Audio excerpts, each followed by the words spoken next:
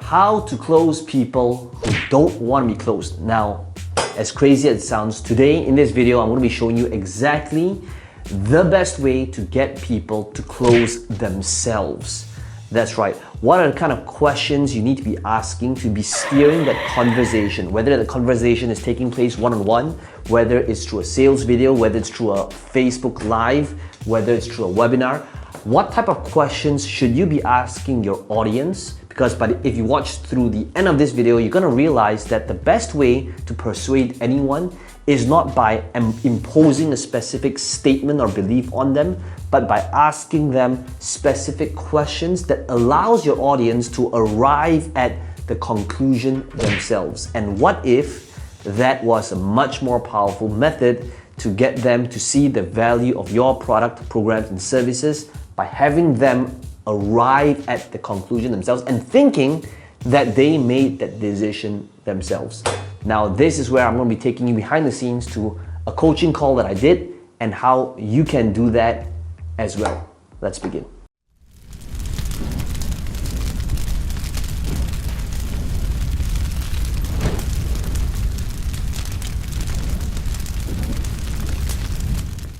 First person that we have is Nasser Regal. Nasser, it's good to have you or see your submission here. I think it's been a couple of months, maybe about 4 or 5 months. So, we're working on a new product, like a mentoring slash, video course. But right now, I just wanted to look at the webinar that we had built using the proven presentations model that has great, sign up rates and opt-ins and show ups. But in terms of actually converting, I find that it's not really converting as strongly as it ought to. And I think it has something to do with the content and the delivery and possibly the messaging. And so I would like help tweaking that to increase my conversion rates, which are currently around 2 to 3%. Perfect. Of people who show up. So that means, if anything at all, is that even if we were to get this thing to work and have it convert at 10%, chances are there is going to be a relative increase at your cost per lead and a drop in your show up rate that is going to make this thing have not much of a difference, because this thing here is not sustainable. Now, why is it not sustainable? It is because, you might have heard me say this before, because a $97 offer in a webinar funnel, that model itself at scale is not viable. What I'm saying is, if we worked on your offer right now and if we increased the conversion of your offer and did that today, what's going to happen is you'll leave today's session, you will look through the notes and did your next event and have a higher conversion.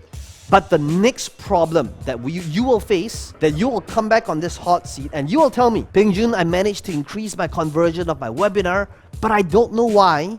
But when I start putting more money in, when I start spending more than $100, I see the cost per lead increasing and the show up rates falling, and I'm still back to square one where I'm not able to scale this and make this work for that reason. I actually showed them, and I never done that before. I showed them how to make the soil, in front of the camera during the webinar, and I did in like 10 minutes. And people were really excited and happy and stuff. But I think while I was like high energy there, when it came to the actual punchline, when I made the case that this is worth $1,000, but we're selling it for 97, I felt I lost momentum a little, and I was really surprised. Like I had no closes, even though people wrote me after and said, wow, they were so happy. Let's pause here 1 second, because I know that straight up, just looking at this is something you'll be able to benefit from together with everybody else here. Okay, so let's take a look at the thing that is being taught. Because you've heard me say this in the past, any sales video, any presentation, any webinar, your entire presentation is a close. Okay, and based on these 3 secrets that's being mentioned over here, I suspect, just looking at the bullet points, it's gonna be very teachy. So there's a few things that we need to do in order to kind of polish up the secrets. First of all, please write down, never allow my audience to judge my content. Guys, how much do you think this one shipment, this one harvest of rotten tomatoes and vegetables cost me? Not to even mention my time in dollar amount because they went bad. You know what they're doing? They're typing in the chat right now. They're engaging with you. They're typing in $1,000, $3,000, $75, whatever, right? So now they're engaging with you, and ultimately, do you know what you're getting them to do? Getting them to see that one costly mistake costs a lot of money. When you involve them, when you ask them, how much do you think this one mistake cost? You're no longer telling them, they are telling you. It's one thing when you say something, but it means everything when they say it. So here's what I'd like all of you to write down. How can I get my audience to say how much a mistake is worth?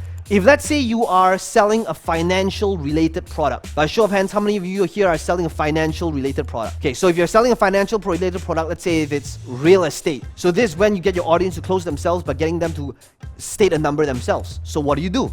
You would say, so let's say if you're selling real estate, it will come from the angle of, so let me ask you a question. If you could have the knowledge and the clarity and the insight to buy properties at a very conservative 10% below market value, how much do you think that would save you each time you bought a property? How much do you think that skill set is worth to you every time you could buy properties at a very conservative 10% below market value? How much do you think that's worth?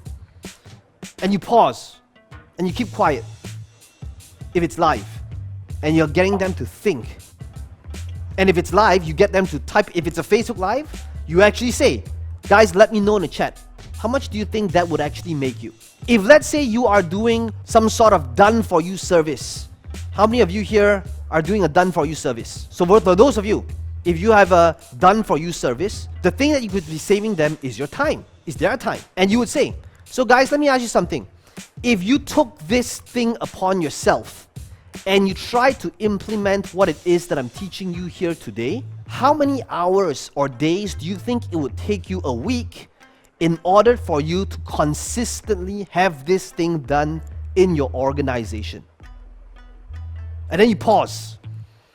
Let them think. They're saying, oh, wait a second, it'll probably cost me an hour every single day, multiplied by 7. Okay, great, yeah. How many hours a week, guys? 7 hours, 12 hours, 15 hours, 5 hours, great. Multiply that by how much an hour is worth to you. How much is an hour worth to you? Then you pause again. Let them think. Oh, wait a second, 7 hours. Yeah, my time is worth this amount, right? But forget about the amount for a second. How much do you think it's worth to your family and your loved ones by being able to spend that time with you? How much do you think it's worth to them? And then get them and think again, oh, wait a second, yeah, you know, how am I'm even embarrassed to put a price on my hourly number, right? That is how you get your audience to close themselves without you enforcing a number on them. What are you doing? You're merely agreeing with them. Wahida, you help people publish books. Same thing here. How do you get your audience to close themselves? Right? Rather than saying, my going rate is to, is $15,000 to help you get your book published. How do you get them to close themselves? It would be, guys, let me ask you this. How much do you think a best-selling author on Amazon would make? How much do you think, in terms of opportunities, being able to be interviewed, appearing on radio, TV, newspaper, and having that celebrity positioning, how much do you think, if you had to put a number associated to that, being a published author, how much do you think that would be worth? But forget about those things for a while. How much do you think it would be worth to you to be able to do something that you've always wanted to do every year? Where you and I know it's on your New Year's resolution, it's just always on next year's New Year's resolution. How much would that be worth to you? How much would it be worth for you if you were to hire a ghostwriter to have it done for you? But more importantly, what if the ghostwriter sucked? How much more work do you think you would have to do as a direct result of hiring the wrong ghostwriter and hiring another ghostwriter again? Start getting them to equate the opportunity cost or the expenses or the mistakes they would make as a direct result of not doing what it is that you're asking them to do. Show them the expenses that would be incurred if they were to hire somebody, if they were to get a freelancer, if they were to make the mistake, or how much it would make them if they did what it is that they told you. Okay, so here's what I would imagine myself wanting if I was doing gardening. Okay, I'm trying to imagine myself that if I was into gardening and I'm planting these hydroponics crops at home every single day, and somehow if my leaves turn purple, I want to be able to say, What's going on with my crops? Why are my leaves purple? Why is my fruit stunted? Why are they size of peanuts? Okay. Now, right now, if that's a problem, right, I don't see an outlet that helps me solve that problem. So perhaps if you had a community, or maybe it's the direct helpline, so that I can see that these are some of the things that I would be able to channel my concerns to as a result of having that problem. Yeah, that's amazing. I have my work cut out for me, but that's good. Well, I hope you enjoyed the behind the scenes to this coaching call. If you enjoyed this video, let me know in the comments below what your biggest takeaway is. And as always, be sure to smash the like button. It does help the channel out a little bit. And to subscribe to this channel if you want to be notified of future videos just like this one. Now, some of you asking me, how can I be part of this process? How can I ask you questions? How can I have you coach me or mentor me? We want to make sure that we are working with the people that's the right fit. You'll need to fill up a form. There's a link right below this video. Somebody on my team might give you a call to interview you to see if the right fit for each other. And if you want to apply and see if you're a good fit, then all you need to do is click on this link in the description box below and my team will be in touch with you.